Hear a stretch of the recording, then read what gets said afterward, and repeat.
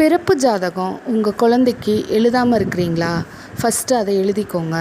பிறப்பு ஜாதகம் ஒரு குழந்த பிறந்து 1 வயது நிறைவடைந்த உடனே நம்ம எழுதணுங்க. ஏன்னா அந்த பிறப்பு ஜாதகத்தை வச்சு குழந்தையோட கல்வியை பற்றி தெரிஞ்சுக்கலாம். குழந்தையோட உடல் ஆரோக்கியத்தையும் தெரிஞ்சுக்கலாம். அது மட்டும் இல்லைங்க, குழந்தை எந்த ஃபீல்டில் நல்லா வருவாங்க அப்படின்னும் தெரிஞ்சுக்க முடியும். குழந்தையோட ஐக்யூ லெவல் எப்படி இருக்கணும் தெரிஞ்சுக்கலாம். குழந்தை நல்லா பாட்டு பாடுமா, நல்லா டான்ஸ் ஆடுமா,